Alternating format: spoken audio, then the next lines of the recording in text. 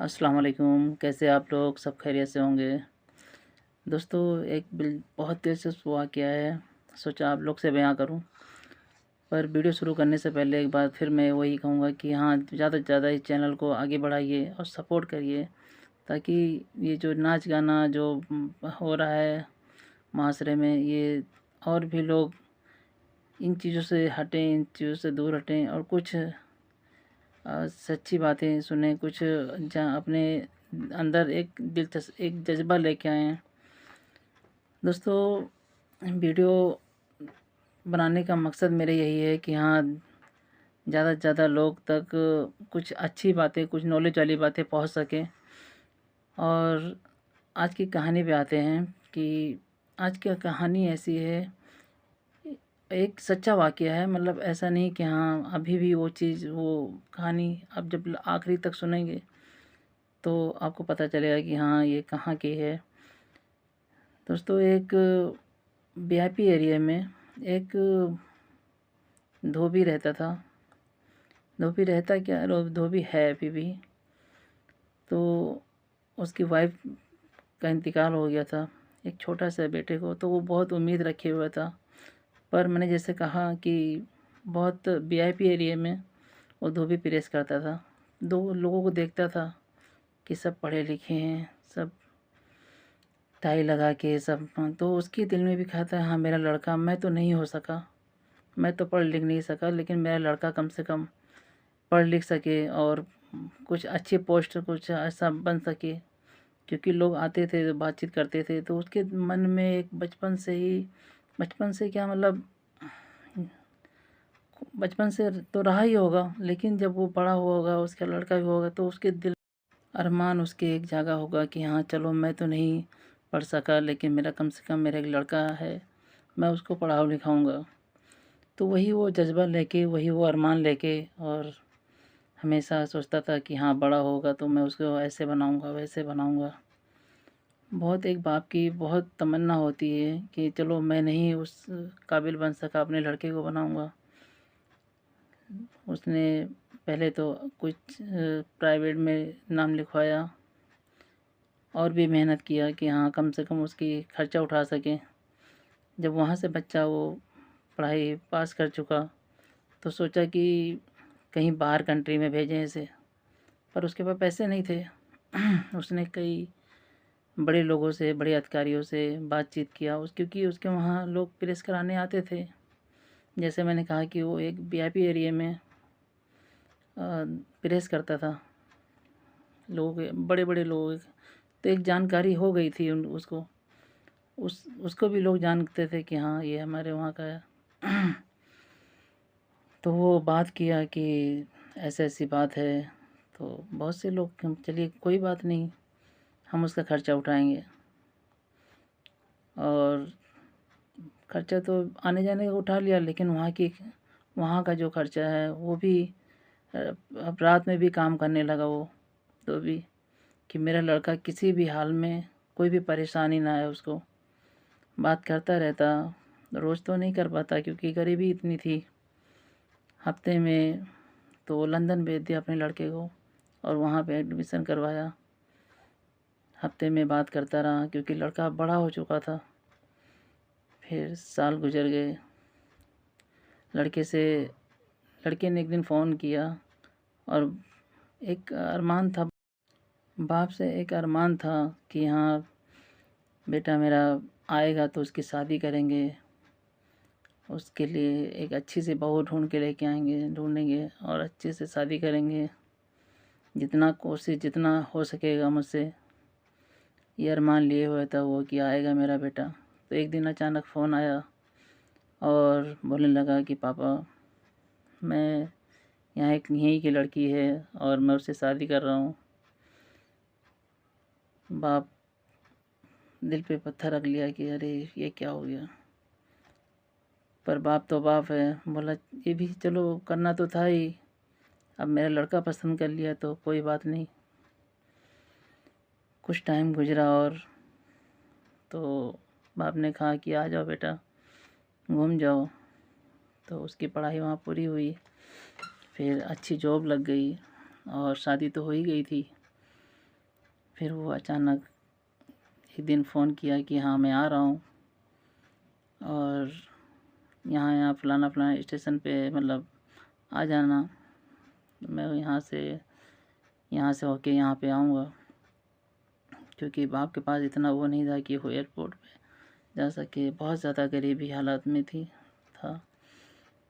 तो जब वो स्टेशन से उतरा, वहाँ पहुँचा, तो उसके साथ में उसकी वाइफ़ भी आई हुई थी। और क्योंकि वो उसी टाइम के 24 घंटे वो जब भी देखो मतलब प्रेस में लगा रहता था, तो वो अब उसकी हुलिया वैसे ही था। वो अपने आप को चेंज नहीं किया, जैसे भी कि हाँ चलो पहन ओढ़ लूँ, ये कर लूँ। आया वो, और तो उसकी वाइफ़ कहती कि ये कौन है, मेरा जो सूटकेस उठाने लगा। क्योंकि अक्सर क्या होता है, हमारे वहाँ के जो भी बड़े बुज़ुर्ग होते हैं, देखते हैं अपने बच्चों को, तो एक होता है कि हाँ चलो तुरंत उठा लेते हैं बैग। और तो वो पूछने लगी कि ये कौन है अपने आदमी से। तो उसका लड़का, धोबी का लड़का कहता है, सोचता है थोड़ा सा। तो अब बाप क्योंकि एक सर पे उठा चुका था बैग और एक हाथ में, दोनों हाथ में, तो वहीं खड़ा रहा कि हाँ चलो बेटा। तो कहने लगी कि ये कौन है, आपको बेटा कह रहा है। तो बेटा क्या कह रहा है, कह रहा है कि ये हमारे वहाँ का नौकर है। सोचो, अपनी वाइफ के सामने अपने बाप को इंग्लिश में बोलता है, पर बाप वो समझ जाता है, क्योंकि ऐसे माहौल में वो था, प्रेस करता था कि लोग आते थे तो इतनी इंग्लिश जानता था कि बेटा नौकर इंग्लिश में क्या कहते हैं। बाप उस तरह मुंडी किए हुए और उसकी आँख में आंसू, कि ऐसा लगता है कि उसका कलेजा ही निकल गया हो उसके शरीर से जब उसके बेटे ने ये चीज़ कहा। जैसे तैसे वो अपने आप को रोका वहाँ पे और बैग लेके आया, घर में रखा। फिर बाद में फिर वो कह रही है कि वो तो अनजान है, वो तो नहीं जानती। वो फिर कह रही है कि ये तो यहीं पे रहेगा क्या, इसके लिए कहीं अलग रूम नहीं बनाया। अब बाप सुन रहा है कि बताओ, हमारा ये घर, और ऐसे ऐसे मैं सुन रहा हूँ। फिर भी वो अपने दिल पे पत्थर रख लिया कि चलो मेरा बेटा है। वो फिर भी गम खा के रह गया कि मेरा बेटा खुश रहे, कोई बात नहीं, इसकी खुशी जैसी रहे, मैं कोई बात नहीं। वो जाके बाहर सो गया। और फिर वहाँ पे ऑफिस में एक गया, उसकी नौकरी लग गई उसके लड़के की, बहुत बड़ी, क्योंकि वो लंदन की पढ़ाई किया हुआ था। फिर उसकी औरत देने लगी कि हाँ इसको खाना पहुँचा जाओ। तो अब उसके कुछ दोस्त बोलने लगे कि कौन है ये लेके आता है। तो बड़ी शर्मिंदगी के मारे कि हाँ इसको, मैं कहाँ इतने बड़े पोस्ट का अधिकारी और इतनी बड़ी कंपनी का मैनेजर, और ऐसे हालात को मैं अपने कैसे बोल दूँ बाप कि ये मेरे बाप हैं। वहाँ भी उस लड़के ने कहा कि ये मेरा नौकर है। अब लोगों को ये हुआ कि भाई रोज़ डेली मतलब ये लेके आ रहा है खाना, और इस वो ऐसा लग नहीं रहा है जिस तरह नौकर की नौकर होता है तो हम मालिक या बेटा बोलता है। मतलब कुछ ना कुछ अब बाप और नौकर में फ़र्क हो जाता है। तो और लोग एक दिन अचानक मतलब पूछने लगे। बाप जैसे ही टिफ़िन रखे और चला, तो बोला बेटा, तो रोज़ डेली सुनता था बाप। तो सबके सामने बोल पड़ा कि मैं इसका नौकर नहीं, मैं इसका बाप हूँ। लड़का भड़क गया पूरा कि तुम्हारी हिम्मत कैसे हुई। सोचो, जिस लड़के के लिए वो रात दिन 24 घंटे और बचपन से अरमान लिए हुआ था, वो लड़का क्या कर रहा है अपने बाप के। बाप के साथ क्या कर रहा है। और वो लड़का अपनी जिद पे अड़ा हुआ है पूरी कंपनी के सामने। उसने जाके जब वहाँ ज़्यादा हंगामा किया, उस लड़के ने, बाप चुपचाप चला आया। दूसरे दिन वो गया कोर्ट में, मुकदमा कर दिया कि ये आदमी और मेरा बाप का दावा कर रहा है, मैं इसका बेटा नहीं हूँ। सोचो, ये कहानी नहीं, ये अभी भी उसका मुकदमा चल रहा है और फैसला नहीं हो पाया है। एक बेटा, ये पढ़ाई जो आप आजकल आदमी, ये पढ़ा दूँ वो पढ़ा दूँ वो पढ़ा दूँ, क्या मिला है। मैं पढ़ाई के खिलाफ़ नहीं हूँ, लेकिन सोचो जिस बच्चे के लिए वो रात दिन एक कर गया, रात दिन वो भूखा सोया कि ये भी पैसा बच जाए, मैं अपने लड़के को और काबिल बना दूँ और पढ़ा दूँ,